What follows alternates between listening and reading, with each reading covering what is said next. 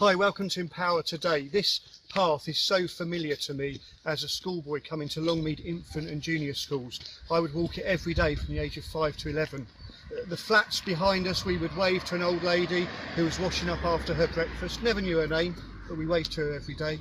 And on the way home in the spring, we'd pick bluebells by the dozen to give to our mums. Once we took some daffodils from a policeman's front lawn and he came out and said he'd have us arrested and put in prison, possibly. I'm now friends with him at Longmead Tonbridge Angels Football Club. Neither of us talk about it, we've kind of got over it. And then I would walk down this path into my local school. It was a fantastic place. There was once where I fell out with one of the lads in the school. It was in art, and he said that my picture wasn't very good. And so I challenged him to a fight, and everyone in the class heard it. And we said that we would have a fight. This right here, this grass, is where you did your fighting after school. And so we came down that long pathway and got to this place. And then myself and the man whose name I won't mention because I'm friends with him on Facebook and he's a lot bigger than me now, we had our fight. And I think, in my opinion, that I won. Not that that's the important thing. Violence is absolutely wrong. But that whole day, waiting to come out and have the fight here, I wouldn't put it in these words to a 9-10-year-old, but I felt anxious and troubled, just as Jesus' disciples did in the passage that we've been looking at this Sunday, where Jesus says in John 14, I am the way, the truth and the life. He said that to them after he told them that he was going to be betrayed and murdered. And so they were deeply troubled. And Jesus said, don't let your hearts be troubled.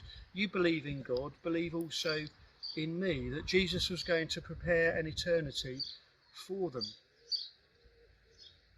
So what do we do with our worries and our troubles?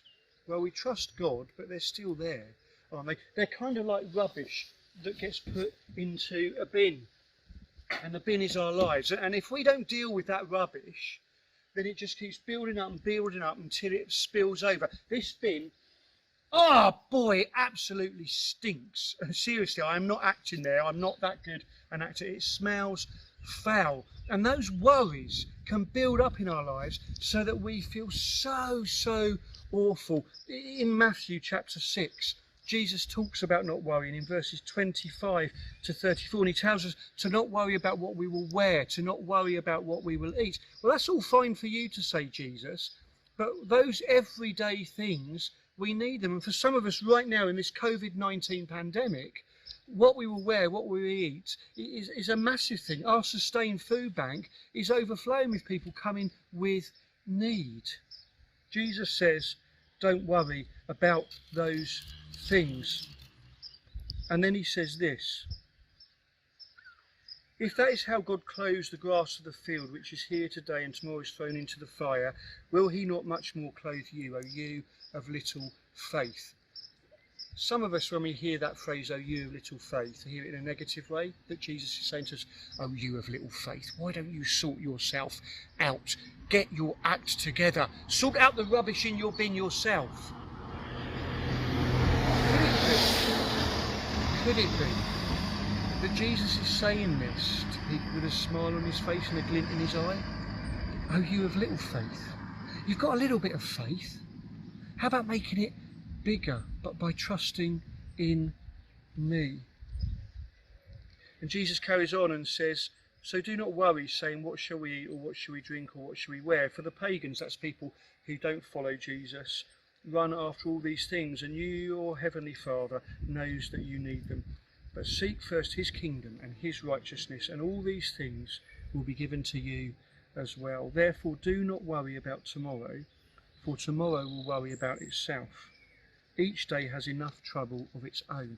This is key for me to this whole thing of worry. Jesus says, don't worry about tomorrow because it's got enough troubles of its own. But worry about today because today has enough troubles of its own. He says, each day has enough trouble of its own. He's not encouraging us to worry, but he's acknowledging that there's trouble there that will get our attention. If we pretend it's not and we have this pseudo faith that everything's okay, even though life may be falling apart, all we're doing is putting more rubbish in the bin. And it's going to spill over at some point in lifestyle choices, in how we treat other people, in what goes on mentally in our own hearts and minds. We need to trust Jesus, yes, absolutely. That is foundational. And I think one way we can trust him with our little bit of faith is to say, Jesus, I'm not going to worry about tomorrow, because tomorrow will worry about itself. But I've got trouble today. Can you please help me with that? And maybe as we get real and serious in our prayers with Jesus about the troubles we face today that are causing us to fill the bin of our lives with the rubbish of those troubles and those worries, maybe then God will, as it were, work with us. Maybe he'll plop someone into your head and say, why don't you go and talk to that person? Maybe a Bible passage that will give you comfort. Maybe just a feeling of peace. And yeah, actually, God, I know you're with this in me. Jesus is the way, the truth and the life. Let's believe in him and believe in God in the midst of this pandemic that causes so many worries for tomorrow, but also for today. Friends, please stay safe and take your worries to God.